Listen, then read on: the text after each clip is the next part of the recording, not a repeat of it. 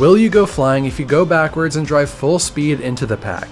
Okay, so I'm using Hocevar at Talladega here, going backwards, and oh, I mean, that was kind of underwhelming. Oh, we got Ty Dillon flipping though. Okay, I think we can try that again. In games like NASCAR Heat 5, other titles, you would just go flying, but oh yeah, now it seems like they kind of slow down for you actually. I think we need to surprise attack them. We kind of got to go off to the side and not let them know we're coming. Okay, let's see if this works. We're going on the apron so they don't suspect us. They'll never see it coming, and oh yeah, I'm stuck.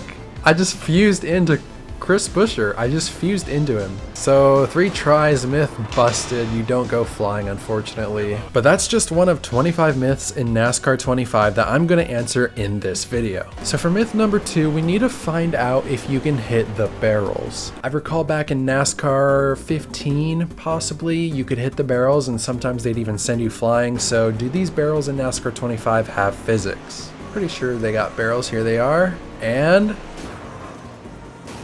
they don't move. Wait, I need to go back for these just to make sure. I need to make sure of this. Let's try again. Maybe it was a glitch. Maybe, nope. All right, you can't move the barrels. Myth busted. And for myth number 3, everyone wants to know if you can take the boot at Watkins Glen. It's a different configuration for the track, and in previous NASCAR games, this thing has always been blocked off. So let's see if we can go in here, and you can bypass the cones, and I don't see any walls here, so we're going pretty far without being stopped. I think, yeah, you can just take the boot at Watkins Glen. There's no course cut penalties either. You can just kind of do this whole thing. Honestly, you can also do this in iRacing, so I was kind of expecting it. This is pretty cool. Looks like at the end of it, there's a few cars and stuff blocking your way. Oh, and there's a little wall right there on the right, but yeah, you can go fully through. Myth confirmed. So how about myth number 4? Is Christopher Bell's Kufandy paint scheme in the game? So if we scroll to his name and then the alternate paint schemes he has, you'll only see DeWalt and Ream. Interstate Batteries is in as a DLC, but there's no Kufandy just yet, so myth busted. But I still took the number 20 car to Martinsville to find out if you can do the Ross Chastain wall ride. But first, thank you to Kufandy for sponsoring this video. They'll be the primary sponsor for Christopher Bell this weekend at Martinsville. Kufandy has a huge catalog for men's clothing, and for this video, they sent over their waffle knit pullover hoodie. Out of every piece of clothing I've tried on from Kufandy so far, this one is my favorite. I decided to actually go outside and touch some grass this time, and you can see it was actually a pretty good day to wear this too. It looked like it could rain at any moment, and if that were to happen, I'd be prepared because boom, I could just toss up the hood. The pattern on this is goated, and I chose the gray version because it matches with nearly everything. Visit COOFANDY.com or use the link in the description to see Bell's top picks. And if you see something you like, don't forget to use code RG25 at checkout for 25% off your order. And next we need to figure out if you can take the jump at Bristol, and if you don't know what I'm talking about, let me explain. A few days before the game released, Carson Hocevar got his hands on it early, and so he went to Bristol Motor Speedway and figured out how to go into the infield. And if you don't know, Victory Lane at this track is on a roof technically, so you have to go up a ramp, and we're gonna find out if that ramp has physics. Okay, so we're building up some speed, and I'm just gonna try to hit this as fast as possible. And yeah, I mean, you can go up the ramp, but mine wasn't as cool as Hocevar's. He flipped, so myth confirmed. But can you actually go into Victory Lane? So this time we're gonna go a little bit slower to try to make that turn, and I can't move. Once you're up here, you just can't move, so myth busted. And next we need to figure out if we can actually go in the infield. So I know that Homestead has an infield road course as well as Daytona. We're gonna try a couple of them. First, Homestead. This was blocked off in previous NASCAR games, but it looks like, I mean, still, we haven't been stopped yet. It looks like we can take the road course at Homestead. There's a lot of campers and RVs, but you can just drive right through them. And so how about Daytona? If the Homestead one works, I imagine this one will work too. For the record, you can also do this in iRacing, so there's more RVs. You can just drive through them and take the road course. There's nothing that stops you until you get to the very end. There's, for some reason, a wall that blocks you off here, so you can't actually complete it. So I guess this is myth confirmed. You can technically take it sometimes, but this wall is kind of in the way. So now that I've loaded into Martinsville, we have the number 20 Christopher Bell car here, and we're gonna see if you can save time by wall riding. Previous NASCAR games have always had their little ways to prevent you from gaining time. I want to say you could pull it off in NASCAR 15, but when it came down to the heat games, there was this invisible wall that would kind of shoot you out midway through the corner. So I'm interested to see what will happen in NASCAR 25. I guess let's just go for it. And I mean, it kind of worked.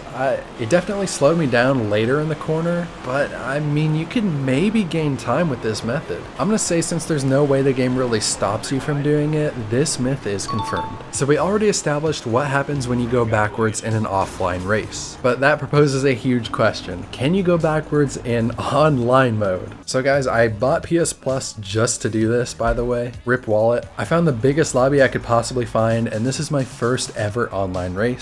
Hopefully I don't get like a matchmaking ban or something. Okay, so I'm gonna let everyone go by. Oh god, this is chaotic. Oh god. Okay, and then on the back stretch, I'm gonna pull a U-turn. People always say watch out for the default 94 car, and I am adding to that stereotype right now. And so far so good.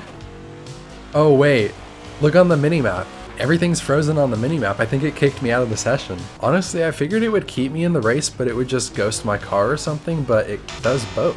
And next up, I really want to test a clip I saw on YouTube Shorts by DLBTV. Apparently, there is a massive shortcut you can take at Sonoma Raceway to go from dead last to the lead, so I gotta see this through. We're gonna take the exact route, so you can cut through here, and there's a jump you can do.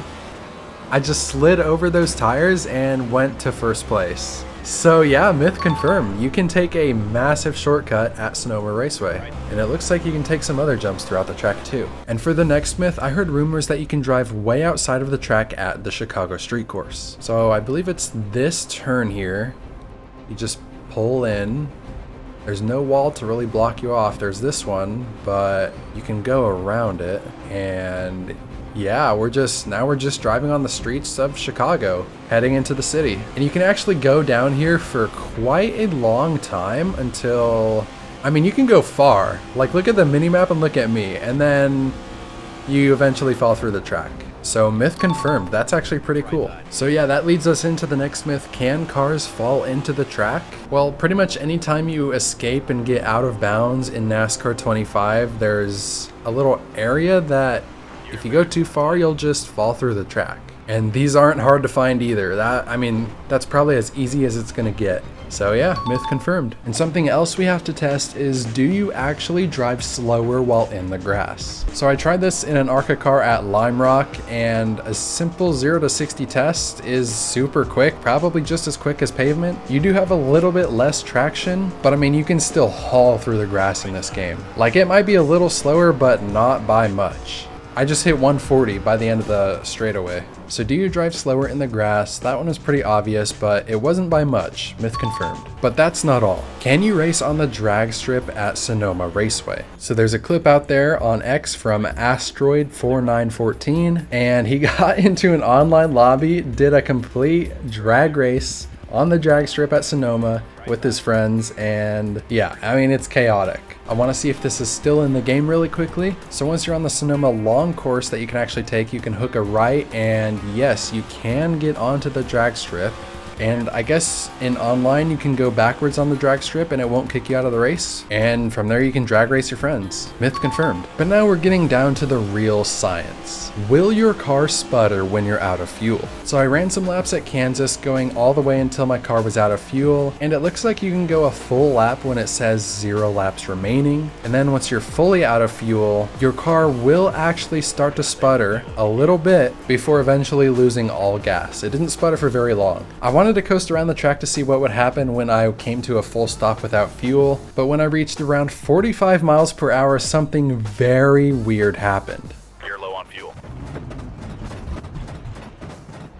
The game just started shifting through all of the gears super quickly at random, and there was nothing I could really do. Sounded kind of crazy, but myth confirmed. And so we tested the fuel, but we also need to test the tires. Will you blow a tire when it's at 0%? And guys, I ran a long time on this set of tires. It's a little hard to see, but your tires will change color based on their tire wear. And I ran and ran laps, all my grip was gone. I started doing burnouts to wear my tires out quicker, but no matter what I did, they would never actually actually go down to 0. You can get them to 1%, but it doesn't seem like you can get them to 0, which means the tires never blow. This myth is busted. And along those lines, I wanted to figure out, can you get a DNF by receiving too much damage? My strategy is to just go backwards on the track to hit my front end as hard as possible, and oh wow, Reddick went kind of went flying. But I'm still able to drive my car. Engine's at 37%, aero's probably at 12. So if that doesn't make me DNF, I don't know what will. I think this myth is busted. For the next myth, can you avoid a road course cutting penalty by resetting your car? I tried this with a big cut at Lime Rock, took the biggest shortcut I could find, told me I cut a corner, it was gonna make me stop and go, so I quickly reset my car, and I gotta be honest, I might have saved a little bit of time, but nothing significant. However, that's when I saw this insane clip by Hillier on X, where they basically full throttled into the first turn at Coda and then reset their car, so they never had to brake for this corner, and this would save you time. So that's when NASCAR 25 actually stepped in with a patch and changed the car reset button to only work when you're driving under 5 miles an hour. So this used to work, but it no longer does. Myth busted. And the next thing I wanted to find out is, can you take a shortcut at Michigan? Some tracks like Michigan and Richmond have this little strip of pavement near the pit road wall. So I wanted to find out if I could drive along here and have it serve as kind of a shortcut. I was able to get on it pretty easily, and you can keep pretty much all of your speed. There are a few patches of grass there that slow you down, so you can do this. I just don't think it's going to be any faster than the normal track.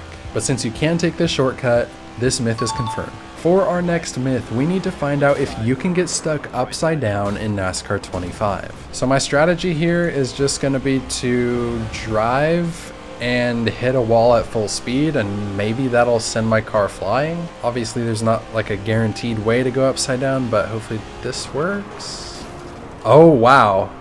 I don't know if that was supposed to happen. Okay, so you get upside down, but it's kind of like GTA 5 where you can get yourself unstuck, except for this one does it automatically. So no, you cannot get stuck on your roof in NASCAR 25. Myth busted. But then there was another myth that I wanted to try out. Can you hit the blue cone that's on the pit road exit? So in iRacing, you can do this at, I think, any track. You can hit the blue cone with no penalty. You can just do whatever you want with it. So I was wondering if this would actually work in NASCAR 25 as well. And it looks like you can move the cone. Yeah. It has physics. Myth confirmed. And for the next myth, we're back at Lime Rock because I want to find out, can you jump over the concrete barrier in turn 1? So the strategy here is just going to be to go full speed, and I'm going to just see if I can clear this thing.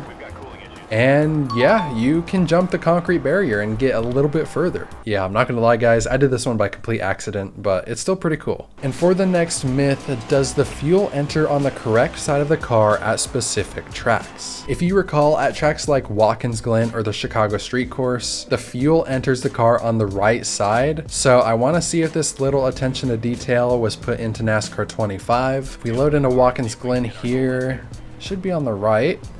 Yep, it is on the right. So let's also test this at Chicago. Same thing here. And just to double check, is it on the left side at Sonoma? And yep, everything looks right. Myth confirmed. And there's a big myth going around saying that Jimmie Johnson, the 7-time NASCAR Cup Series champion, has one of the worst driver ratings in this entire game. I've been hearing the number 54 to be exact, so we're gonna see, is Jimmie Johnson actually rated 54 overall? Oh yeah, 54. He is below Cody. Okay, that's kind of diabolical. That's kind of ridiculous. Why is Truex higher? What? Okay, that is kind of crazy. 54 overall for Jimmie Johnson. This myth is confirmed. And I saved what might be one of the best myths for very last. Since I bought PS Plus for this video, I wanted to put it into use a little bit more. So for the last myth, can you derank by finishing last place in online mode? So I'm on a fresh account. I did one race. That race earlier got me 10 points and I got kicked out of that race. So I'm not very hopeful that you can go lower than C. I'm gonna queue into a lobby here, starting 6th, and my goal is just gonna be to get dead last and see if I derank. Okay, so it actually looks like it's based on lap times a little bit. Maybe the faster laps you run, the better your rank's gonna be. So I don't know if finishing position is actually taken into account, but either way, I finished 14th out of 14, ran really slow laps the whole time, so let's see what happens. Can I derank? Can I go below rank C? Is there a rank D maybe?